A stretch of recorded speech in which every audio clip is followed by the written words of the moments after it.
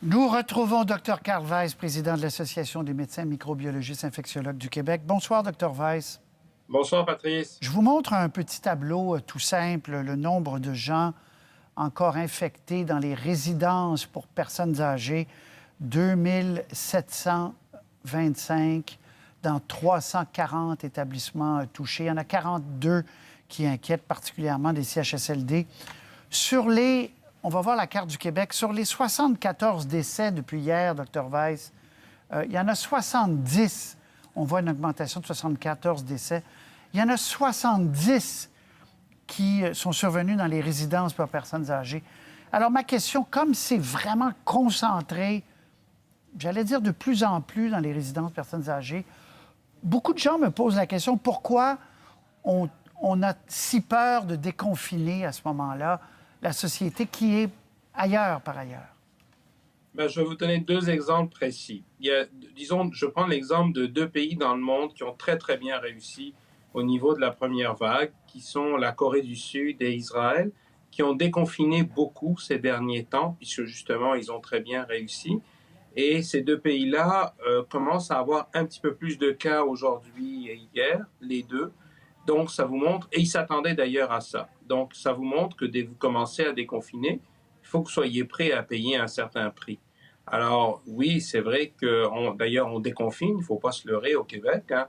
L'activité, vous avez juste à regarder les rues, le trafic, la circulation, et on voit que l'augmentation est présente. Alors, ce qui arrive, c'est que si on déconfine un peu n'importe comment, on va avoir beaucoup plus de cas sur une courte période de temps. Et on va revenir à une période et à une étape où là, on va avoir pas des gens dans les CHSLD, mais on va avoir des gens relativement plus jeunes et relativement plus en bonne santé qui vont être malades, comme on a eu au tout début de la pandémie. Au tout début de la pandémie, c'était pas les CHSLD, c'était des gens qui revenaient de voyage, qui étaient relativement en bonne santé. Beaucoup étaient, en relativement, je dirais, de groupe d'âge, on va dire, d'âge moyen. Et on s'est retrouvé avec ces gens-là dans les hôpitaux et dans les soins intensifs.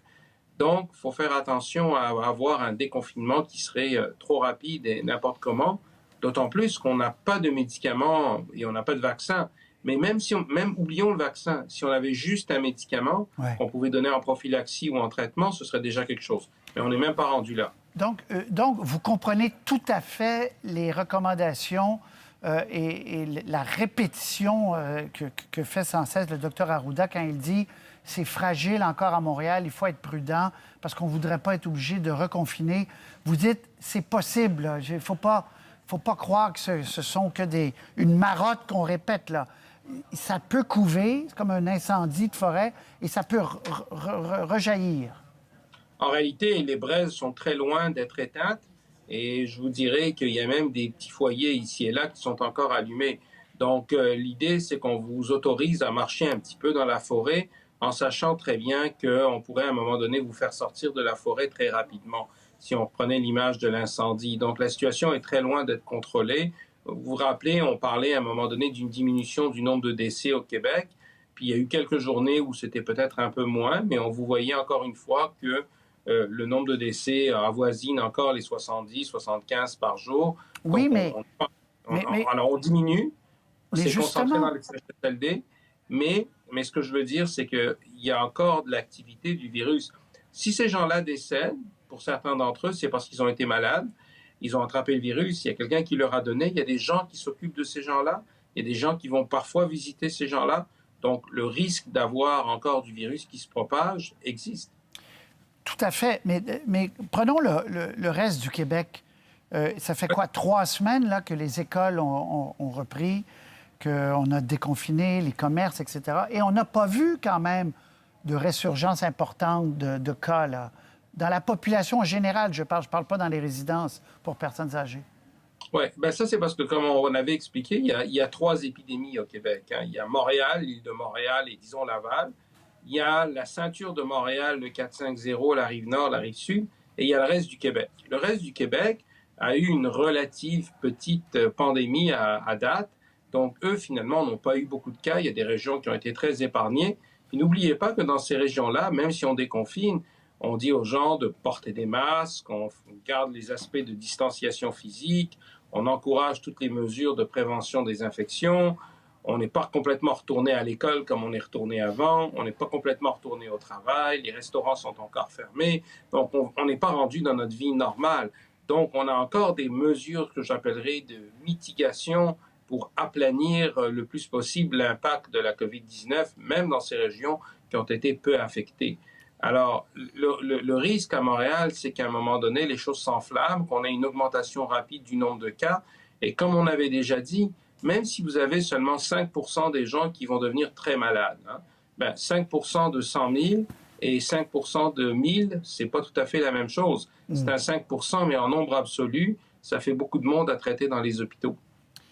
Donc, les consignes de prudence pour Montréal, vous les encouragez, vous les comprenez totalement, là? Bien, totalement, pour le Québec au complet, parce que là, même si ailleurs ça va mieux, on n'a pas le choix que d'être prudent. Mais d'un autre côté, on n'a pas le choix de déconfiner non plus, pour plein de raisons. Des raisons sociales, des raisons économiques, des raisons de santé, surtout. Vous savez, il y a beaucoup de choses qu'il va falloir reprendre comme activité. Il y a plein de choses qu'on ne fait pas en médecine actuellement, qu'on devrait recommencer à faire de façon assez rapide. Alors, on ne peut pas rester dans une situation où tout le monde était confiné ad vitam aeternam en attendant l'arrivée possible d'un vaccin. Quand je dis possible, parce qu'on parle de vaccin, mais vous savez que ce n'est pas une garantie absolue qu'on finit par avoir un vaccin non plus. On entend une phrase que les gens répètent comme si c'était une chose évidente, qu'il y allait avoir une deuxième vague. Une deuxième vague. Et là, les gens disent, c'est pas si, c'est quand. Vous êtes d'accord avec ça, qu'à l'automne, c'est sûr qu'il y aura plus de cas? Alors moi, ce que je vous dirais, c'est la première chose, c'est qu'on aura d'autres vagues. On aura peut-être une deuxième, une troisième, une quatrième. On aura des vaguelettes où on aura une grosse vague et des petites vagues. On aura des petites vagues, une grosse vague. L'automne va être, je dirais, une situation propice à avoir une vague avec une plus grosse importance parce que là, on pense au retour à l'école qui sera beaucoup plus intense. On pense au retour au travail. On pense aussi à un ensemble de facteurs, un peu comme les virus de la grippe, etc., où c'est à ce moment-là que la saison respiratoire débute. Donc, tout ça mis ensemble, et là, on n'aura toujours pas de vaccin, il faut être réaliste. On va se reparler de la deuxième vague. Je dois malheureusement vous arrêter parce que c'est tout le temps que j'ai. Ça va être la publicité qui va nous couper. Dr Weiss, très gentil d'être là. On se reparle. Merci. Au revoir.